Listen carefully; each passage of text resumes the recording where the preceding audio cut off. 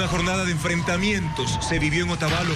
El convoy militar recuperó el centro de la ciudad y los manifestantes mantuvieron bloqueada la vía panamericana que el gobierno no logra reabrir. La Comisión Interamericana de Derechos Humanos pide diálogo efectivo en el país para terminar con el paro. Muestra su preocupación por la violencia de los dos sectores en conflicto. El gobierno alerta sobre el financiamiento de las protestas violentas con dinero de las mafias que operan en la minería ilegal, y el aislamiento de Imbabura favorece al movimiento de oro de las minas ilegales en el sector de Buenos Aires. La economía ecuatoriana crecerá en 2025 4.3%, según el gerente del Banco Central, gracias a las exportaciones de camarón, cacao y banano, que superan a las petroleras, reflejando cifras históricas. El grupo terrorista Hamas entrega 8 de los 28 cuerpos de rehenes fallecidos en cautiverio y desconoce el paradero del resto. El gobierno de Israel advierte un posible incumplimiento en el proceso de paz.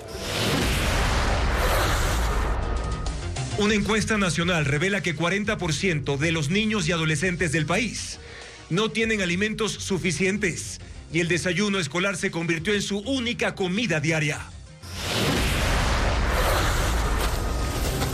La provincia de Tungurahua es la principal productora de tomate riñón del país y exporta 60,000 cajas al mes hacia Colombia, generando ingresos de $1 millón.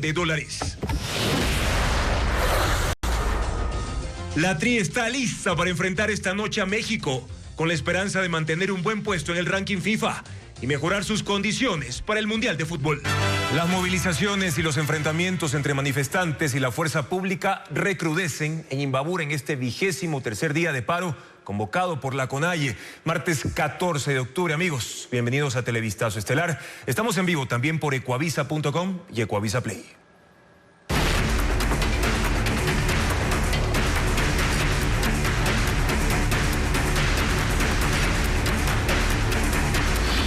Otavalo, territorio en disputa.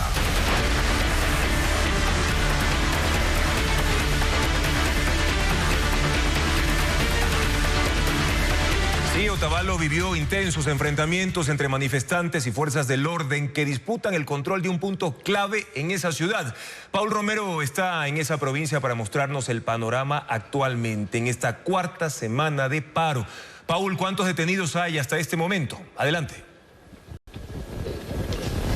¿Qué tal, Juan Carlos? Buenas noches. Según el último reporte del bloque de seguridad, esto fue pasadas las 15 horas, 43 detenidos aquí que están precisamente en este lugar, en estas instalaciones, en el comando policial, en donde a esta hora, a propósito, existe gran cantidad de personas. Ustedes pueden mirar la fila que se ha formado, que son personas que han llegado en busca de tanques de gas. Esto porque a partir de las 16 horas, mediante vía aérea, con helicópteros del ejército ecuatoriano, llegó tanques de gas para abastecer a la población y sobre todo a las familias de Otavalo, que ya en estos 23 días sienten con fuerza la escasez del gas, de productos básicos de primera necesidad.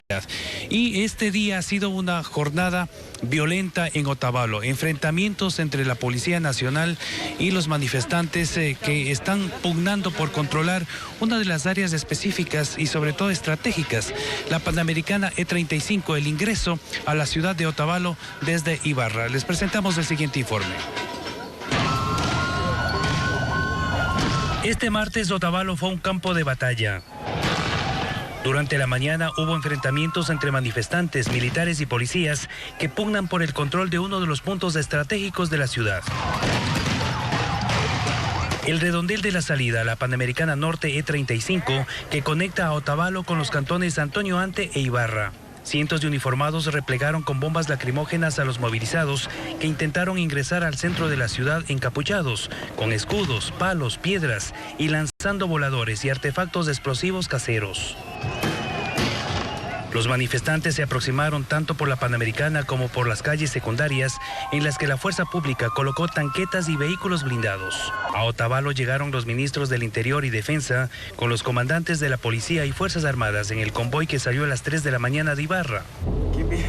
Los daños en la vía en 23 días de paro son evidentes y también a la propiedad privada. Hay vehículos incendiados y destruidos que permanecen a un costado. En el ingreso a Cotacachi, los manifestantes lanzaron desde un puente piedras al convoy. 13 vehículos de las Fuerzas Armadas y Policía quedaron con ventanas destruidas. Durante la tarde la intensidad de enfrentamiento se redujo. Los militares dentro de la ciudad y los manifestantes tomados la carretera panamericana, bloqueando las entradas y salidas de Otavalo.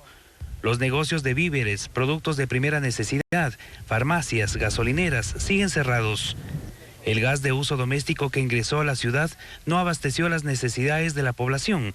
Las calles de la turística ciudad de Otavalo siguen desoladas. Pocos negocios de comida cercanos al comando policial abrieron este martes con temor a ser atacados.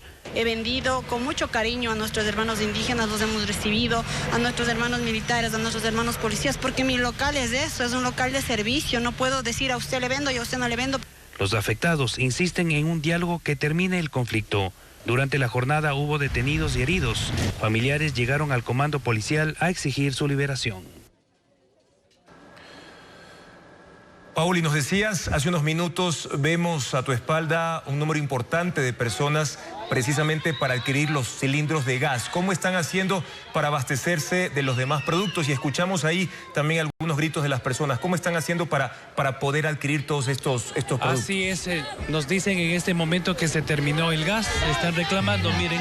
Ahí está el reclamo de la gente, se terminó porque a partir de las 4 de la tarde les decíamos que hubo una gran demanda y lógicamente pues eso, lo poco que trajeron vía aérea, porque eso es la única forma de tratar de ingresar los tanques de gas, ha hecho que se termine pronto el producto y la gente está reclamando porque no existe gas en este momento. Y así como no existe gas, tampoco existe víveres de primera necesidad, porque están prácticamente cerradas las vías y los negocios no han sido abiertos ya 23 días y se empieza ya a sentir la falta de productos aquí en Imbabura y particularmente en Otavalo.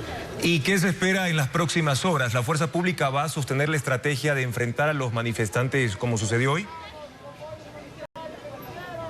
Todo apunta a que se va a radicalizar. El ministro del Interior, John Reinberg, dijo que van a llegar 5.000 uniformados en el transcurso de las próximas horas, entre militares y policías, más los 2.000 que permanecen de forma frecuente. Aquí en Otavalo serían en total 7.000. ¿Cuál es el objetivo? Han dicho que quieren despejar la vía, abrir la ruta para que ya se libere el tránsito y empiece a ingresar los productos a Otavalo. Vamos a ver qué pasa y nosotros estaremos pendientes para informarles. Paul Romero en vivo desde Imbabura, gracias por tu informe. Vamos a seguir alertas en cuanto a la situación en ese punto específicamente del norte del país. Y aunque esta madrugada se habilitó la Panamericana entre Ibarra y Otavalo, en menos de una hora se reportaron nuevamente bloqueos en las localidades de Chaltura, Natahuela, San Roque, Ilumán y Peguche. Cristian Tinajero recorrió esos puntos y preparó el siguiente reportaje. Aunque militares y policías despejaron la madrugada de este martes el tramo de la Panamericana entre Chaltura en Antonio Ante y Otavalo, la vía permaneció habilitada solo por poco tiempo. La fuerza pública tarda más en abrirla que los manifestantes en volver a cerrarla. Cada tramo despejado les toma al menos 90 minutos, pero en menos de una hora, comuneros de Chaltura bloquearon nuevamente los 6 carriles, con troncos, piedras y chatarra.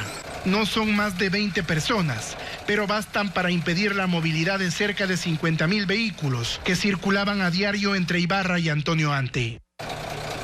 Con los rostros cubiertos, vigilan de manera constante y activan alertas barriales para convocar refuerzos cada vez que los uniformados se retiran. 2 kilómetros al sur, en Natahuela, ocurrió lo mismo. Un pequeño grupo volvió a cerrar la vía poco después del paso del convoy del gobierno. En San Roque, Ilumán y Peguche, el escenario se repite. La carretera está bloqueada una vez más.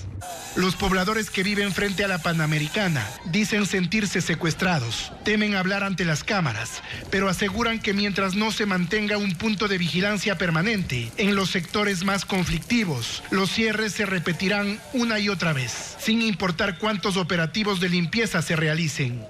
Pasadas las 10:30, otro contingente de policías y militares llegó a Chaltura para reabrir el paso. Con motosierras, los agentes cortaron los troncos para evitar que vuelvan a ser usados como barricadas. Al mediodía, el tránsito volvió a fluir en esta zona y los uniformados se retiraron, pero sin resguardo constante. El tiempo que permanezca abierto vuelve a ser incierto. La Comisión Interamericana de Derechos Humanos insta a las autoridades ecuatorianas a establecer un diálogo con los manifestantes para atender sus demandas y resolver sus conflictos sociales pendientes. El organismo solicita que el diálogo sea efectivo para prevenir violaciones a los derechos humanos. Este martes, día 23 del paro, la Comisión Interamericana de Derechos Humanos hizo un llamado a un diálogo efectivo en Ecuador. El organismo rechazó la muerte del comunero indígena Efraín Fueres y mostró su preocupación por la violencia de lado y lado. Mencionó las denuncias de uso excesivo de la fuerza por parte de cuerpos de seguridad, así como las agresiones de ciudadanos presentes en las manifestaciones. En el pronunciamiento firmado en Washington, Estados Unidos, sede del organismo, la comisión recuerda que la protesta social está protegida por los derechos a la libertad de expresión, reunión pacífica y asociación, y constituye un componente esencial de la democracia. Insta a las autoridades a establecer un diálogo inclusivo, intercultural y genuino con las personas manifestantes, con el fin de atender sus demandas y resolver los conflictos sociales pendientes. La CIDH advirtió sobre la presencia de actores armados ajenos a la protesta. Citó las 21 agresiones a la prensa registradas por la Relatoría Especial para la Libertad de Expresión, la suspensión de las transmisiones de un medio comunitario y bloqueos de Internet. También citó la respuesta que envió el Estado expresando su voluntad de resolver las tensiones por la vía democrática, aunque dice que no tolerará actos violentos que comprometan la paz social.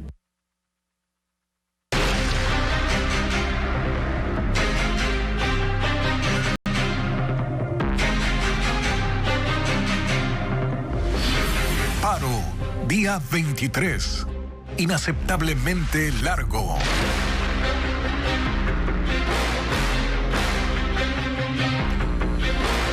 El Ejecutivo dice estar abierto al diálogo para frenar las protestas, pero no con la CONAIE. Así lo anunciaron el presidente Daniel Noboa y la ministra de Gobierno Zaida Rovira. A pesar de eso, el régimen espera que el paro concluya entre hoy y mañana. Patricio Díaz tiene la información.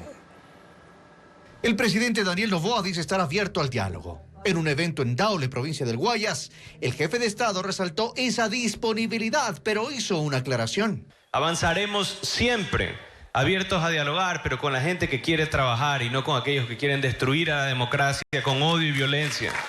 La ministra de Gobierno, Zaida Rovira, en contacto directo, fue más específica. El diálogo justamente con las agrupaciones, las poblaciones que conforman la CONAIE y no con las cabezas de la CONAIE. A pesar de eso, el gobierno quiere que el paro termine esta semana. Al ministro del Interior, John Reinberg, se le sumó Rovira. Dijo que el ingreso de la fuerza pública en Imbabura permitirá que el final de la paralización se acelere, porque no se puede exponer a la población a la violencia que están enfrentando. El paro debe acabarse hoy. Debe acabarse hoy. Esperamos que se acabe hoy, yo diría máximo mañana, pero no vamos a permitir que esta situación se alargue durante la semana. La vicepresidenta María José Pinto asegura que las pérdidas van cerca de los 42 millones de dólares y que han llegado a Imbabura para quedarse.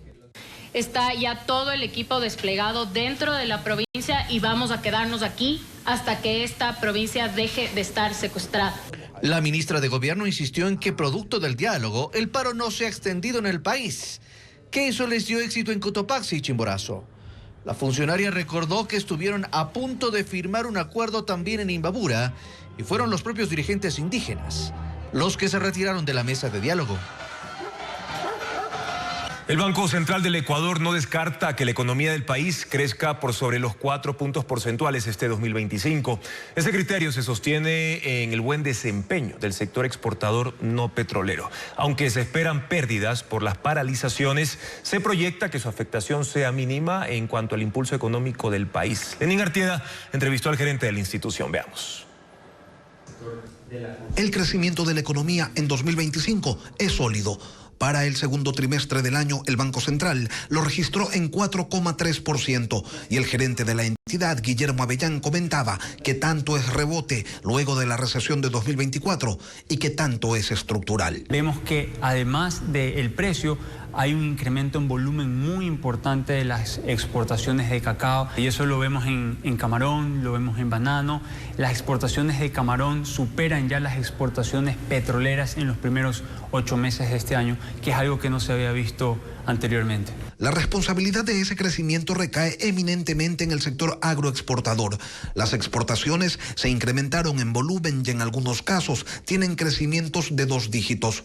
Lo público es la otra cara de la moneda. Las exportaciones petroleras, de hecho, tienen su nivel más bajo en los últimos 5 años, pero a pesar de esos desafíos que hemos enfrentado, tanto en refinación como en producción petrolera, las exportaciones no petroleras tienen un desempeño históricamente alto que permiten que la balanza comercial sea durante los primeros 8 meses superior a los 4.500 millones de dólares. El costo de las paralizaciones no ha sido cuantificado todavía. Las cifras del Banco Central son preliminares, pero se adelanta que no se aproximarán siquiera a las pérdidas de 2019 y 2022. Somos muy conscientes que hay ciertas industrias que se han visto afectadas, como el sector florícola, lácteos. Hemos recibido ya estimaciones preliminares de pérdidas del sector privado, pero tenemos planificado incorporar dentro de nuestra metodología esas cifras cuando haya concluido las paralizaciones. 15 de las 20 industrias nacionales tienen números azules, evidenciando que el buen momento de la economía es transversal. Por ello, para 2025, aunque la previsión oficial de crecimiento es de 3,8%, las expectativas superan ese porcentaje. Es muy probable que el crecimiento económico alcance el 4% o incluso pueda superar ligeramente ese 4%. En la medida que las paralizaciones no continúen, creo que ese crecimiento va a poder, digamos, consolidarse, especialmente en los últimos 3 meses de este año. La buena hora de la economía nacional se acompaña con una balanza comercial positiva, con reservas internacionales por sobre los 8.500 millones de dólares y con un crecimiento de los depósitos y los créditos. Para 2026 se prevé, desde una mirada conservadora, que el crecimiento sea de 2 puntos porcentuales. Y el Servicio de Rentas Internas en un comunicado informó que las ventas en Ecuador crecieron en 7,2% entre enero y agosto de 2025 en comparación con el mismo periodo del año anterior. La cifra alcanzada fue exactamente de 165.143 millones de dólares. Los sectores destacados fueron comercio, manufactura y agricultura. El SRI añadió que el aumento de ventas se genera en el marco de políticas económicas implementadas por el gobierno nacional.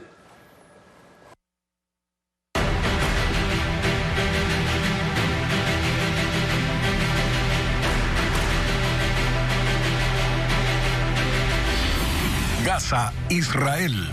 Esta vez sí habrá paz. El grupo islamista Hamas pide tiempo para devolver a Israel los cuerpos de todos los rehenes que fallecieron en cautiverio y hasta ahora han entregado los restos de 8 de las 28 víctimas y solo 4 están plenamente identificados. El retraso es motivo de tensiones. Los familiares piden romper el alto al fuego si se incumple el acuerdo y el gobierno israelí asegura que habrá consecuencias. El reporte con Pedro Jiménez. La presión sobre el grupo Hamas aumenta. Tenían 72 horas para devolver a todos los rehenes vivos y muertos desde que entró en vigencia el alto al fuego. El plazo venció ayer, día en que los 20 sobrevivientes quedaron en libertad. Los cuerpos de los fallecidos empezaron a ser entregados hoy, pero el proceso va con lentitud. Cruz Roja Internacional ha recibido 8 cofres, pero solo 4 han sido identificados en procesos forenses en Israel. Los primeros, Bipin Yoshi y Guy Iluz, así como Yoshi Sharabi y Daniel Peretz. El movimiento Hamás pide tiempo porque dicen que no tienen el paradero exacto de todos los cuerpos. El retraso provoca frustración entre los familiares y pone en peligro el plan de paz. El gobierno israelí advirtió esta mañana que cualquier retraso u omisión intencional es una violación flagrante del acuerdo y será respondida en consecuencia. Han empezado por poner límites al ingreso de ayuda humanitaria, reduciendo de 600 a 300 el número de camiones permitidos por día, y han pospuesto la apertura del paso fronterizo de Rafah. Aparte, el temor de que Hamás incumpla con el desarme de los milicianos que aún quedan en la organización provocó esta tarde la reacción del presidente de Estados Unidos, Donald Trump, artífice del plan de paz y principal aliado de Israel. Les hemos dicho que queremos que se desarmen y si no lo hacen, lo haremos nosotros. Sucederá rápido y quizás con violencia, pero va a ocurrir, dijo Trump, cuando apenas ha iniciado un complicado proceso de pacificación que aún tiene mucho camino por delante. El Ministerio de Asuntos Exteriores de Qatar reveló que han comenzado las negociaciones de la segunda fase del plan de Donald Trump para Gaza, que incluye la reconstrucción y el futuro gobierno del enclave, del cual el grupo Hamás y su ala política estarán completamente excluidos. Tras el alto al fuego y la liberación de rehenes, viene la segunda fase del plan de paz, que según los expertos será la más complicada. Gaza será declarada una zona libre de terrorismo. Para ello debe darse la desmilitarización de Hamás. Luego Israel aceptará un alto al fuego permanente. A esto seguirá la reconstrucción de la Franja de Gaza, donde más del 90% de las viviendas están dañadas o destruidas, así como la mayoría de hospitales, escuelas, redes eléctricas y el sistema de agua potable. Está previsto que países árabes financien este proceso. También está pendiente el futuro gobierno de Gaza, que será dirigido por un comité conformado por palestinos cualificados y expertos internacionales, cuyas identidades tampoco han sido reveladas. El plan exige que Hamás y su brazo político queden completamente fuera del gobierno. El proceso estará bajo la supervisión de una junta de paz, coordinada por el presidente de Estados Unidos, Donald Trump, e integrada por otros líderes cuyos nombres no están definidos.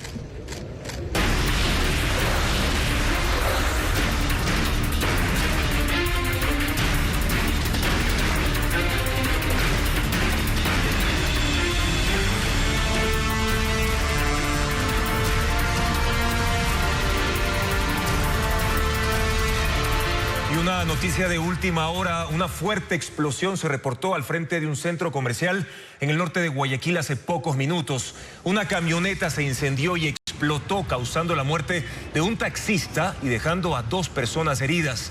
Los bomberos y otras autoridades están en el punto de la emergencia y evalúan los daños causados cerca de las edificaciones y vehículos afectados por la onda expansiva. Los heridos ya fueron trasladados al hospital más cercano y la policía ha acordonado la zona e investiga el hecho ocurrido en uno de los lugares más comerciales de Guayaquil. Se trata de una noticia en desarrollo y más adelante tendremos un informe completo desde el sitio. O sea que los bomberos...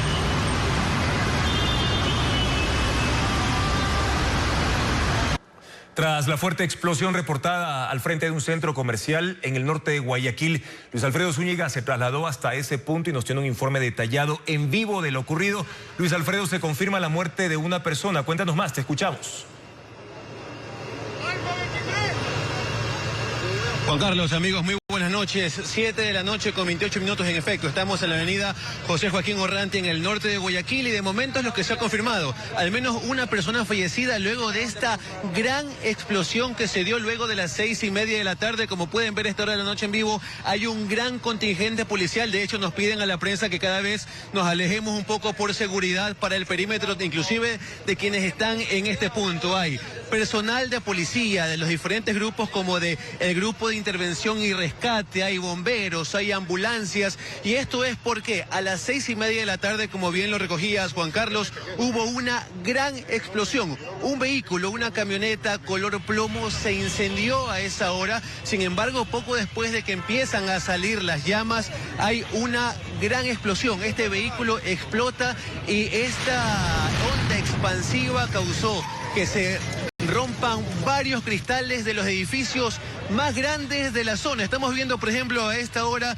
qué fue lo que ocurrió en algunos vidrios del centro comercial que está frente a la zona de la explosión. También hay algunos vehículos de militares. Es un poco complicado también porque nos piden tomar cierta distancia por precaución para la seguridad de quienes estamos en este punto. Vemos también las imágenes, vemos cómo hay... En este momento vemos el sector en donde está la persona que se ha confirmado el lamentable fallecimiento debido a la onda expansiva. Es lo que se conoce hasta el momento y tenemos también algunos detalles. Muy buenas noches, hasta ahora en vivo por Ecovisa. ¿Qué es lo que al menos se tiene confirmado? Tenemos un fallecido y tenemos 2 heridos en el Omni que lo están atendiendo. Es lo que tenemos hasta este momento. Esperemos que no se vuelva a presentar otro incidente. Esperemos. Pero nosotros estamos haciendo junto con la policía todas las evacuaciones de todos estos edificios para tomar las precauciones del caso y la policía va a comenzar a revisar carro por carro los que están parqueados aún por aquí adentro. Ahora, un punto importante para dejar la especulación es... ¿Coche bomba? ¿Hay un artefacto explosivo como tal? No sabemos. Un coche normal no explota de esa forma. Habrá que esperar el reporte del Departamento de Explosivos de la Policía Nacional.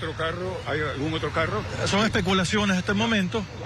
Solo especulaciones. Yo les pediría a todos ustedes que nos mantengamos más atrás para que tengamos la protección de los camiones. ¿Una persona dentro del vehículo había?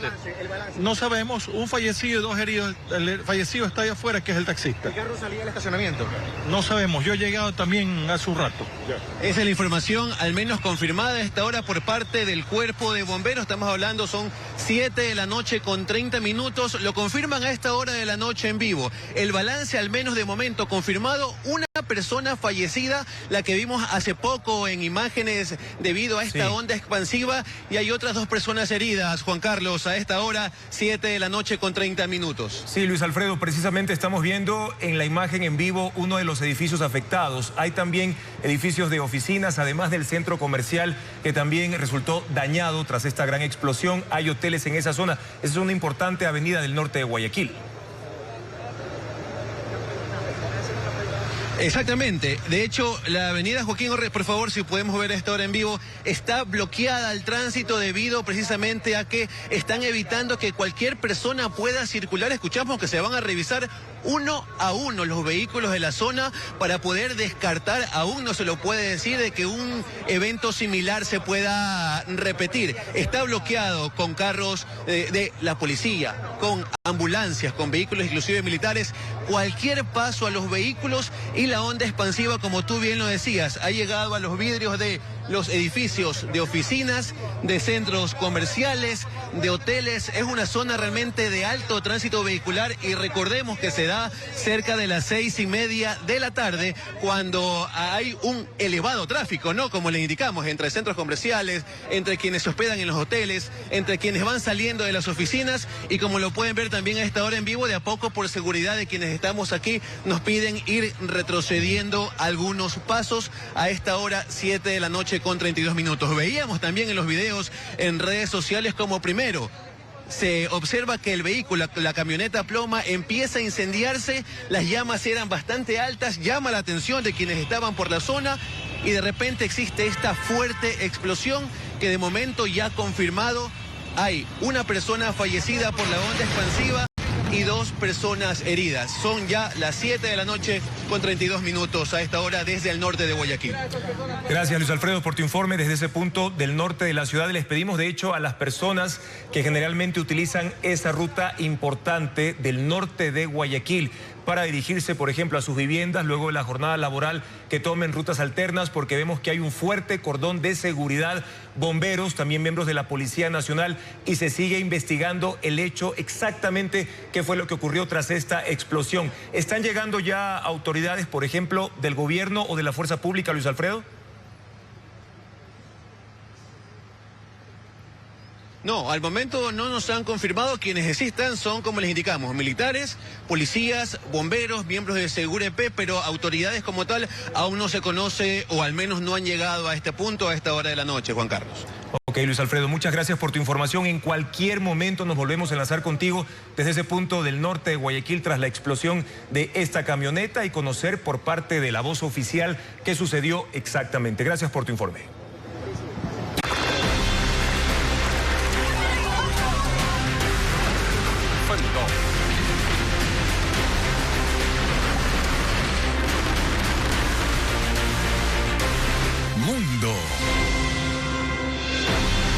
presidente de Estados Unidos, Donald Trump, condicionó la ayuda financiera argentina al triunfo electoral del partido de Javier Milei en las elecciones legislativas. Trump dijo que no serán tan generosos si Milei no gana durante una reunión con el mandatario argentino en la Casa Blanca. Donald Trump y Javier Milei se reencontraron en la Casa Blanca este martes, luego de que el Departamento del Tesoro de Estados Unidos lanzara un salvavidas a la economía argentina, con el intercambio de divisas por $20.000 millones. Para ayudar a superar este problema de iliquidez que tenía Argentina. Dijo Milei luego de extensos halagos para Trump y su administración durante la reunión de sus equipos. El objetivo de su visita incluía negociar reducciones arancelarias y ganar más apoyo político de Trump.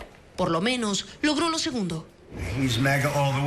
El presidente es un aliado importante, dijo Trump, agregando que simplemente está ayudando a que una gran filosofía se apodere de un gran país. Pero su respaldo tiene una condición: el triunfo electoral de las elecciones legislativas del 26 de este mes. Vamos a colaborar estrechamente con el presidente. Creemos que va a ganar, que debería ganar, y si gana, le seremos de gran ayuda. Si no gana, no vamos a perder el tiempo. Si pierde, no seremos generosos con Argentina, agregó. Las declaraciones de Trump ponen más presión sobre la administración Milei, que enfrenta momentos críticos por los escándalos de corrupción que involucran a sus allegados y la renuncia de su principal candidato a diputado por la provincia de Buenos Aires, luego de que se le acusara de haber recibido dinero del narcotráfico. Su gobierno, la economía y su popularidad están tambaleando. Y por otro lado, también el gobierno de Estados Unidos anunció un nuevo ataque contra una embarcación en aguas internacionales del Caribe que, según Washington, transportaba drogas. El presidente Donald Trump dijo que autorizó al Departamento de Guerra para que ejecutara un ataque letal que dejó 6 fallecidos.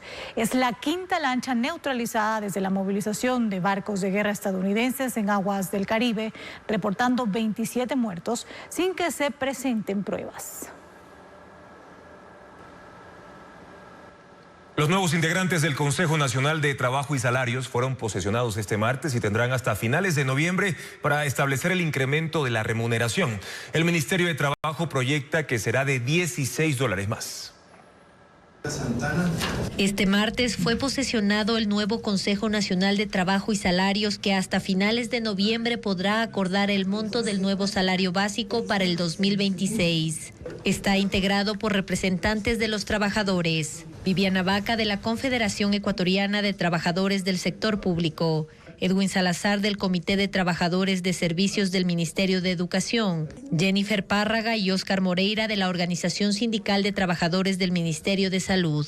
Y el sector empresarial estará representado por María Paz Gervis, de la Cámara de Industrias; Yajira Piedrahíta, de la Cámara Nacional de Acuacultura; Javier Rosero, de FedExport; y Emilio Gallardo, del Comité Empresarial. El mecanismo es claro, debe atenderse al porcentaje de incremento de la inflación si existiere. Creo que en esta vez hay un poco de unidad nacional y consideramos que el país es el que tiene que salir adelante. Antes de fijar el salario básico unificado, el Banco Central y el Ministerio de Finanzas deben entregar informes económicos. Podemos estar hablando sobre esa información de $14 a $16 de incremento, pero tenemos que ver el último corte del mes de noviembre. Si hasta finales de noviembre no hay acuerdo sobre el nuevo salario, el presidente de la República o la ministra de Trabajo definirán el ajuste hasta el 31 de diciembre.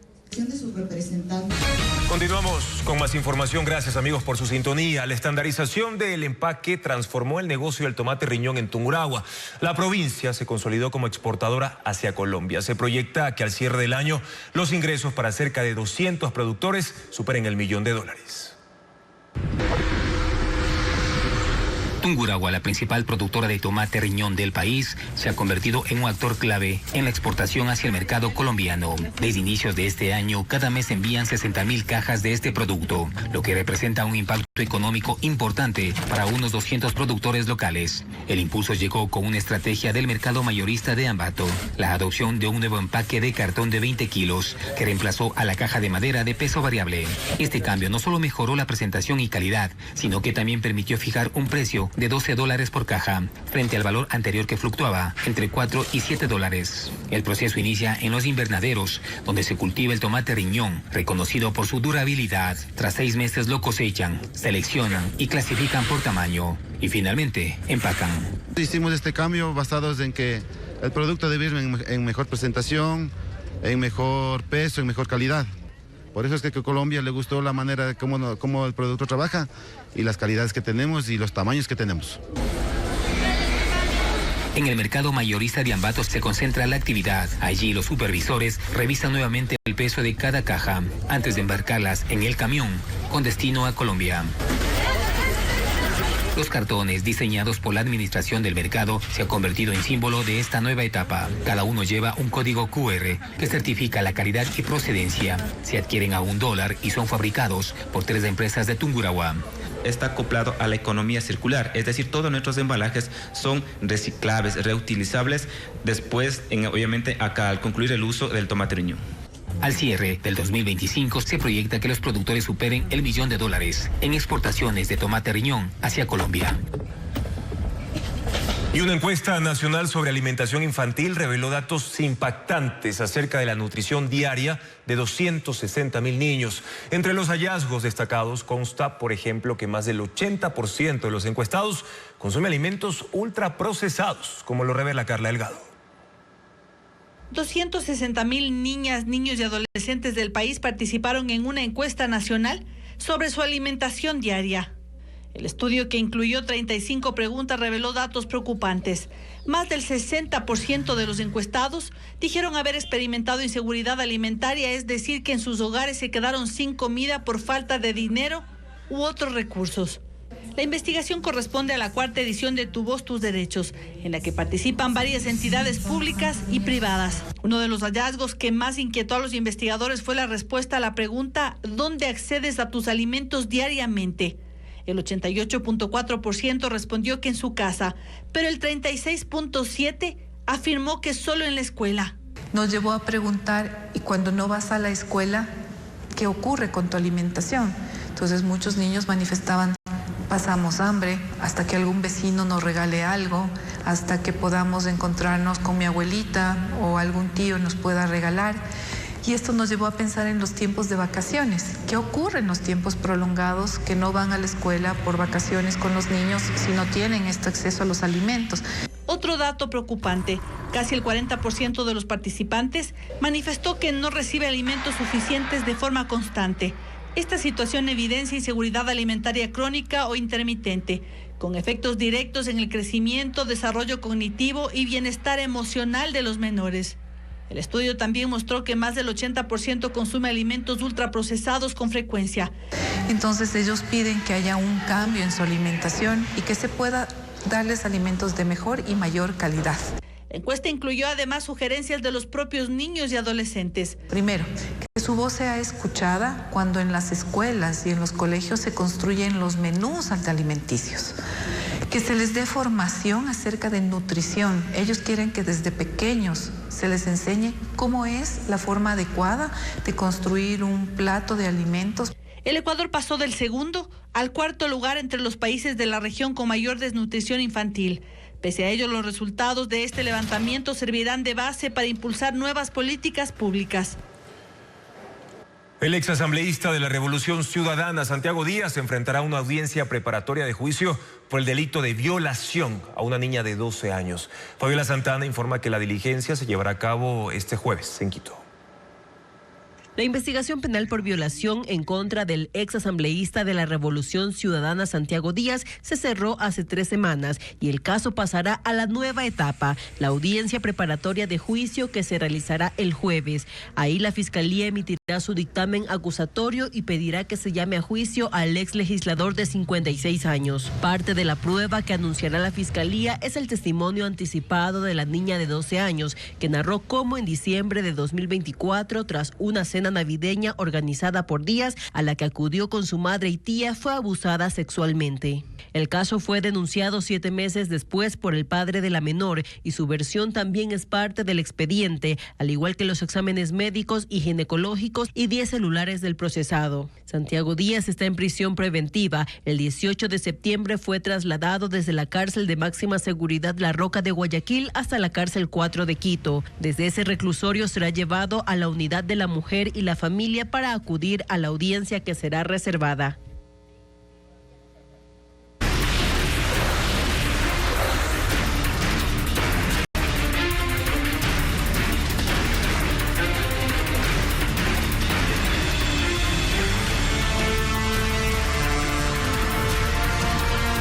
De la noche con 2 minutos, la explosión registrada en el norte de Guayaquil dejó a una persona fallecida y 2 heridas, información preliminar. Un vehículo se incendió exactamente en la avenida Joaquín Orrantia, una zona de oficinas y hoteles del norte de Guayaquil. Luis Alfredo Zúñiga continúa en el lugar de la emergencia. Luis Alfredo, te preguntamos, ¿hay riesgo de otras explosiones en esa zona? Juan Carlos, amigos, 8 de la noche con 2 minutos a esta hora en vivo desde el norte de Guayaquil. Antes de responder tu pregunta, Juan Carlos, indicarte que nos han llevado más hacia los extremos del punto de la detonación precisamente por seguridad, y es que están averiguando precisamente si existe el riesgo de nuevas explosiones. Vamos a ver las imágenes que hemos podido grabar hace pocos instantes, segundos apenas, en donde miembros tanto de las Fuerzas Armadas como la policía están revisando uno a uno los vehículos que se encuentran en los parqueaderos precisamente de estos edificios de oficinas, de hoteles y demás que se encuentran alrededor de la zona de la explosión. Se acercan con escudos, con cascos, chequeando si se podría dar la posibilidad de algún artefacto explosivo. Acá no se ha levantado la emergencia, sigue cerrada la vía como tal al tránsito vehicular, y de hecho cada vez llegan más policías, militares y ambulancias. Ya ha llegado a esta hora el gobernador del Guayas, está revisando la zona, y mientras tanto veamos algunas de las consecuencias de la zona de la onda expansiva en vivo. Son 8 de la noche con 3 minutos. Estamos en los exteriores de uno de los edificios de oficinas a tan solo unos metros de donde ocurrió la explosión, y pueden ver cómo están los vidrios rotos acá abajo, inclusive en el piso han caído. Está toda la zona acordonada, por supuesto, e insistimos, nos han pedido tomar cierta distancia. Mientras vemos a esta hora tanto los vidrios y también mientras los policías y militares siguen revisando los vehículos para poder descartar si existe algún otro riesgo de explosión. Escuchemos, por favor, lo que dijeron hace pocos minutos desde el cuerpo de bomberos del balance de lo que deja hasta el momento la explosión. Escuchemos. Tenemos un fallecido y tenemos 2 heridos en el Omni que los están atendiendo, es lo que tenemos hasta este momento. Esperemos que no se vuelva a presentar otro incidente, esperemos, pero nosotros estamos haciendo junto con la policía todas las evacuaciones de todos estos edificios para tomar las precauciones del caso, y la policía va a comenzar a revisar carro por carro los que están parqueados aún por aquí adentro. Ahora, un punto importante para dejar la especulación es: ¿coche bomba? ¿Hay un artefacto explosivo como tal? No sabemos. Un coche normal no explota de esa forma. Habrá que esperar el reporte del Departamento de Explosivos de la Policía Nacional. ¿Hay algún otro carro? Son especulaciones hasta el momento solo especulaciones. Yo les pediría a todos ustedes que nos mantengamos más atrás para que tengamos la protección de los camiones. Eso es lo que mencionaba hace pocos minutos uno de los miembros del cuerpo de bomberos que se encuentra a cargo a esta hora de la zona. 8 de la noche con 5 minutos, y aunque es complicado poder divisar el punto, pues nos han alejado. Por seguridad se siguen revisando los vehículos. Hace poco también el gobernador llegó al punto, está recorriendo luego de la zona acordonada, y ha indicado en sus declaraciones que van a buscar a quienes han sido los precursores de esta explosión. De momento, insistimos, no se ha confirmado cuál ha sido la causa, se sigue averiguando, pero ya hay algunas declaraciones por parte de autoridades. Vemos también en las imágenes que hemos podido recopilar a lo largo de la noche de los edificios, las consecuencias, los vidrios rotos. Recordemos que esta explosión se dio luego de las 6:30 de la tarde, con 2 hechos muy particulares, de que ocurre en una zona donde convergen un centro comercial edificios grandes de oficinas, también hoteles y en una hora pico de tránsito. Realmente la onda expansiva, más allá de lo que pudimos escuchar, que lamentablemente ha terminado con la vida de al menos una persona cuya profesión sería uno de las personas que hacen de taxi en los exteriores del centro comercial. Estamos viendo también a esta hora cuáles son las consecuencias de lo que sigue ocurriendo, y hay miembros de policía, hay miembros del cuerpo de bomberos, hay también militares en la zona y cada uno tiene su respectiva tarea en el punto. Más allá de precautelar que no hayan más víctimas, se siguen revisando estos vehículos. Mientras vemos las tomas en vivo a esta hora, Juan Carlos, entiendo, tienes una consulta. Sí, Luis Alfredo, estábamos viendo precisamente las tomas del centro comercial, uno de los más grandes de Guayaquil, en ese punto del norte de la ciudad. También las oficinas de varias empresas, de varias corporaciones, hoteles. ¿Han logrado evacuar a todas las personas de estos lugares?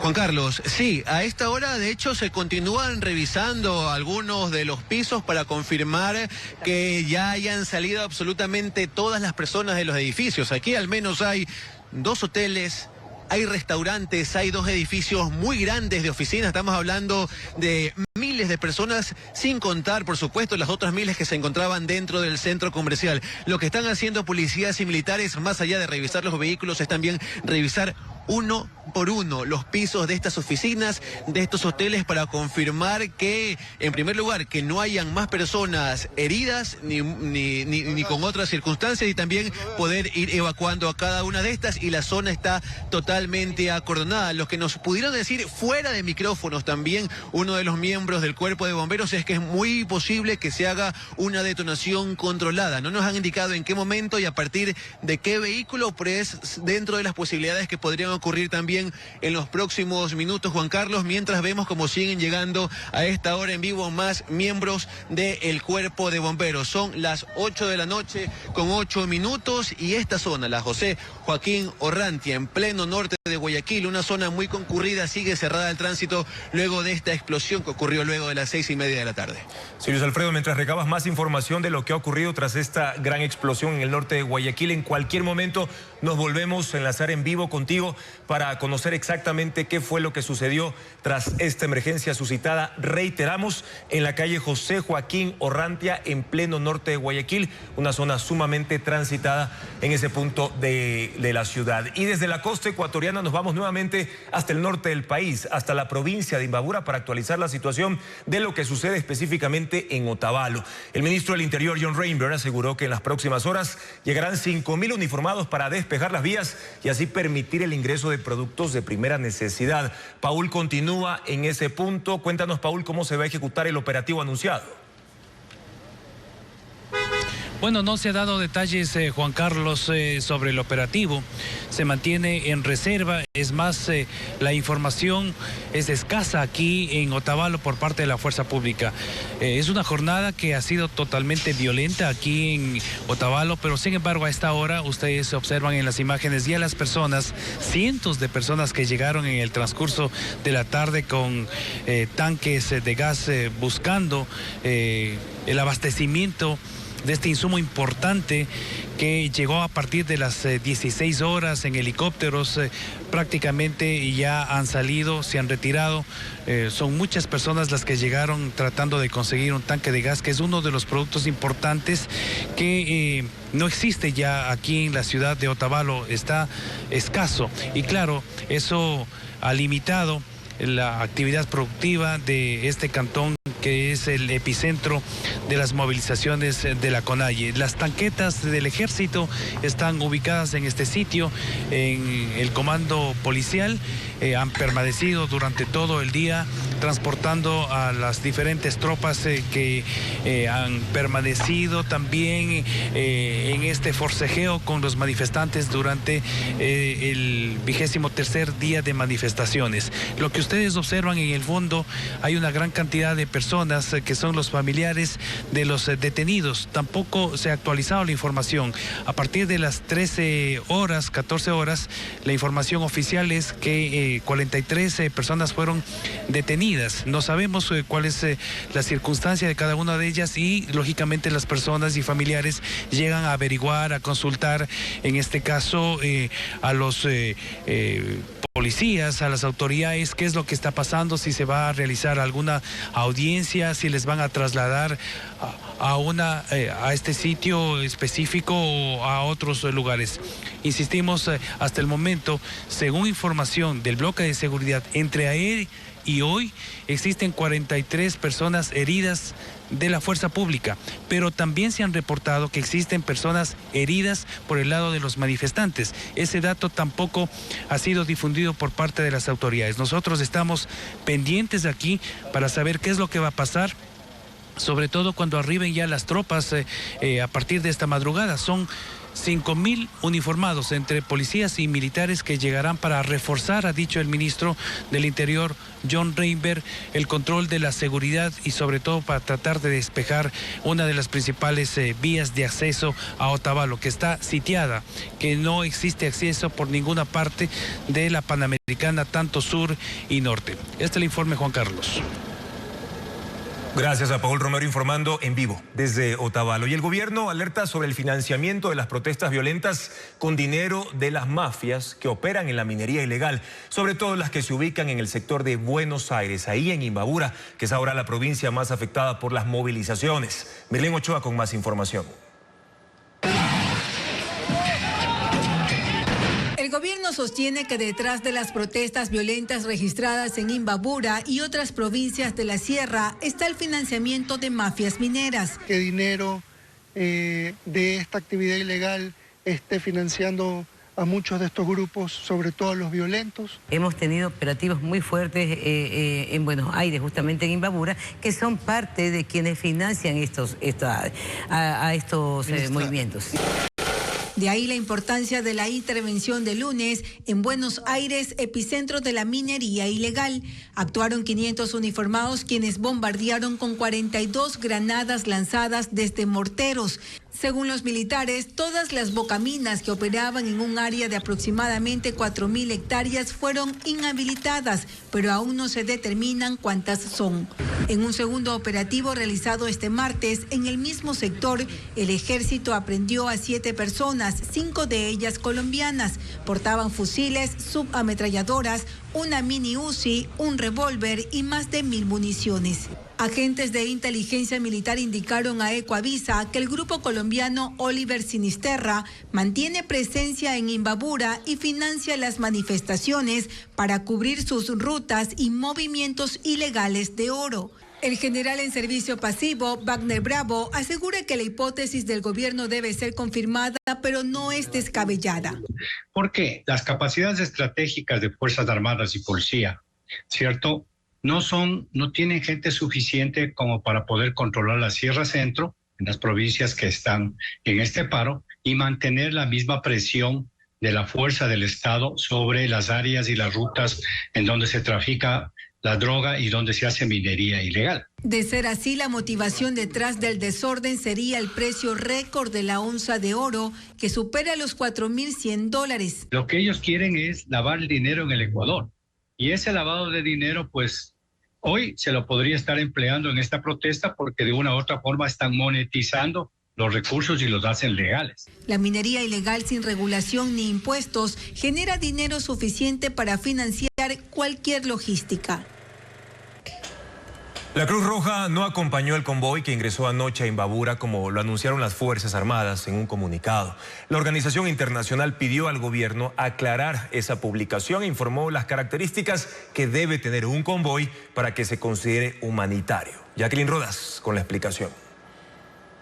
Desde que empezó el paro, el gobierno ha intentado sortear los bloqueos en Imbabura con convoyes a los que llama humanitarios. El quinto de esos convoyes llegó anoche. Previamente, en un comunicado, las Fuerzas Armadas dijeron que la Cruz Roja los iba a acompañar, pero la organización lo negó. El presidente de la Cruz Roja, Roque Soria, envió esta carta al ministro de Defensa y al jefe del Comando Conjunto de las Fuerzas Armadas. La Cruz Roja actúa guiada por los principios fundamentales de neutralidad, independencia e imparcialidad.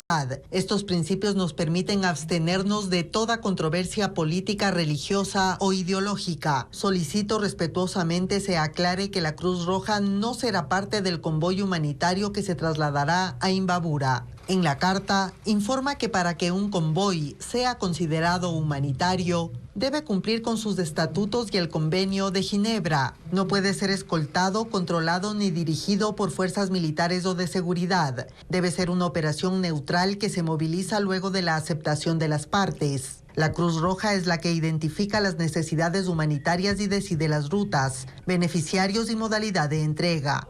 La ayuda que transporta un convoy humanitario es para quien la necesita, sin discriminación. Y el uso del emblema de la Cruz Roja no puede ir junto a Fuerzas Armadas. El ministro del Interior, John Reinberg, reaccionó. Cuestionable es que nosotros hayamos anunciado a la Cruz Roja que íbamos a venir con esta ayuda humanitaria y pedirle las certificaciones que requerimos, y la respuesta que recibimos fue: déjeme consultar a los manifestantes. La Cruz Roja en su carta deja abierta su cooperación e informa que en el paro brinda atención a los afectados, incluidos militares, y ha apoyado con el paso de oxígeno hacia hospitales de Imbabura.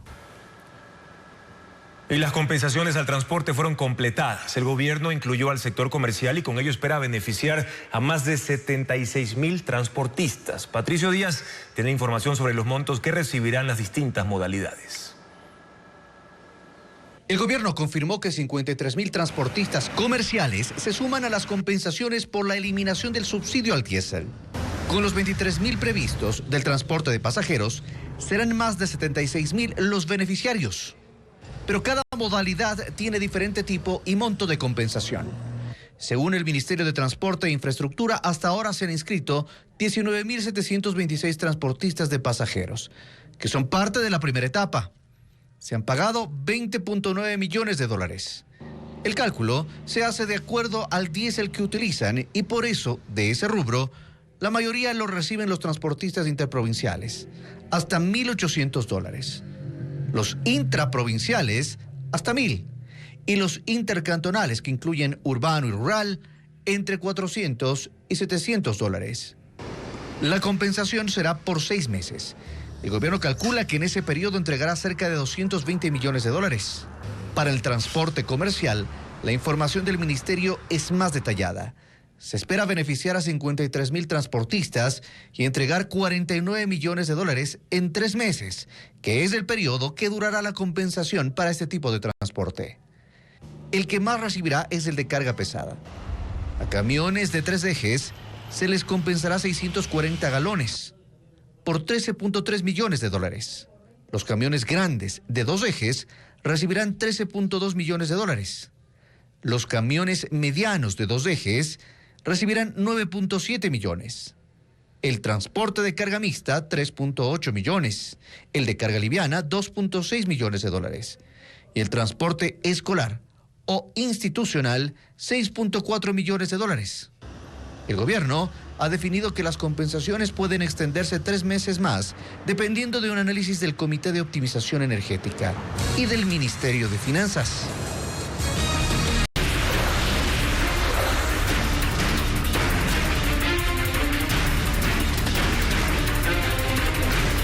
Ocho de la noche con 23 minutos y a esta hora retomamos la información con Luis Alfredo Zúñiga, quien continúa cerca de donde ocurrió una explosión de una camioneta en el norte de Guayaquil, y reiteramos que hasta el momento se confirma un fallecido y 2 heridos, Juan Carlos. De hecho, Luis Alfredo está junto al gobernador de la provincia del Guayas. Luis Alfredo, ¿se podría hablar ya de un coche bomba o no todavía?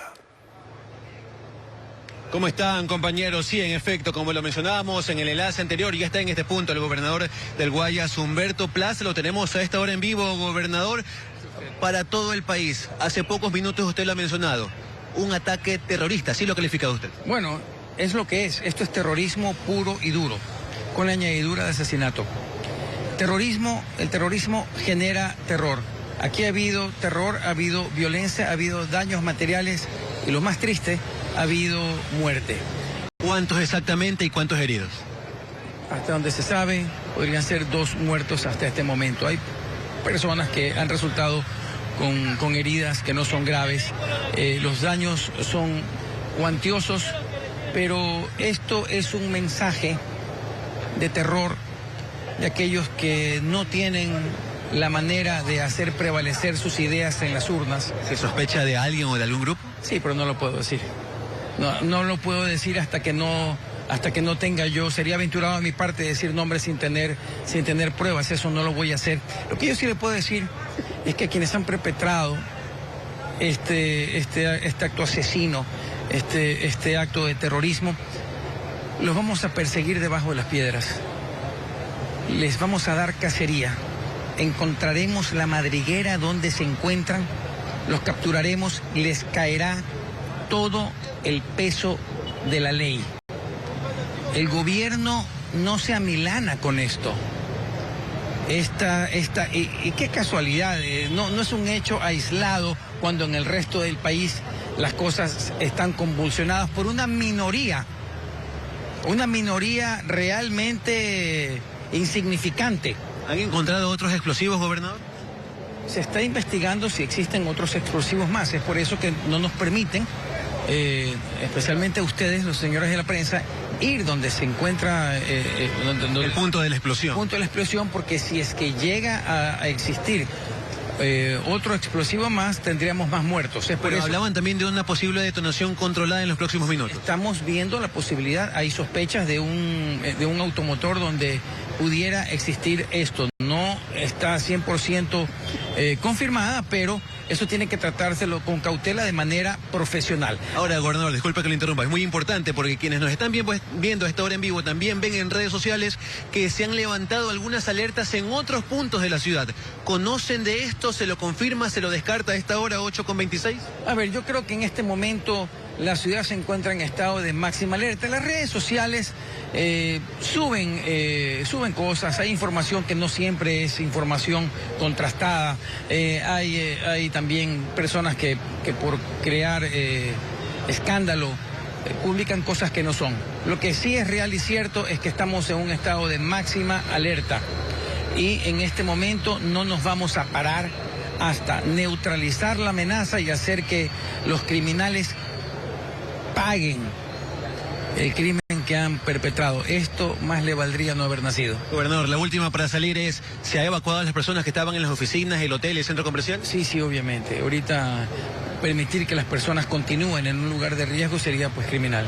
Perfecto, gobernador, muchísimas gracias. Esa es la información que ha dado a esta hora en vivo, 8:27 p.m, el gobernador del Guayas, Humberto Plaza. Hablábamos en el enlace anterior de una persona fallecida, de 2 heridas. Él nos indica a esta hora que podrían ser 2 las personas fallecidas, además de los heridos en este punto. También que se han podido de a poco evacuar a las personas que han estado en los hoteles, en los edificios de oficina, en el centro comercial, y a esta hora se están preparando 8:27 p.m, para hacer ya también inclusive la detonación controlada. Eso es lo que va a pasar también más adelante, ya que, como han indicado, se podrían haber encontrado algunos otros explosivos, además de el que como tal detonó cerca de las 6:30 de la tarde en este punto. Vemos también ya como de a poco se están preparando tantos policías y cuerpo de bomberos para acercarse y poder hacer esta maniobra a esta hora de la noche. Son las 8:28 p.m,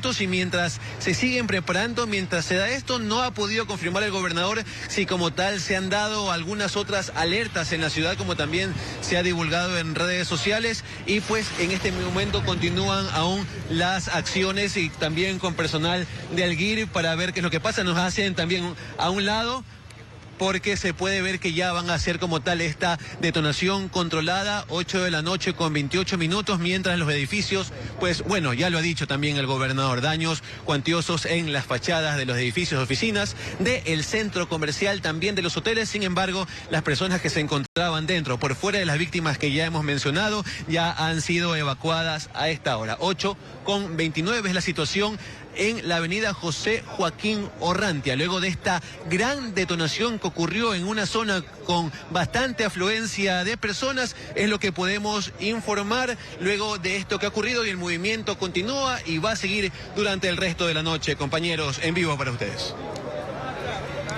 Sí, Luis Alfredo, seguimos pendientes de lo que ocurra en ese punto del norte de Guayaquil. Reiterar lo que hace pocos minutos aquí en vivo en Ecuavisa ha dicho el gobernador de la provincia del Guayas, Humberto Plaza. Él ha confirmado que fue un coche bomba, que se trata de un ataque terrorista, y confirma el fallecimiento de 2 personas tras lo ocurrido, y que la ciudad de Guayaquil en estos momentos se encuentra en estado de máxima alerta. Él ha dicho en palabras textuales que conoce de quién se trata y sospechan de quién se trata el grupo criminal, pero no mencionó ni adjudicó a nadie lo que ha ocurrido hoy, y le darán cacería y les caerá todo el peso de la ley. Ha dicho también el gobernador que no es un hecho aislado en el contexto de lo que está ocurriendo también en el norte del país, y que hay indicios de otro explosivo en esa zona, aunque no está 100% confirmado, pero que se va a hacer una detonación controlada ya en los próximos minutos. Reiteramos la información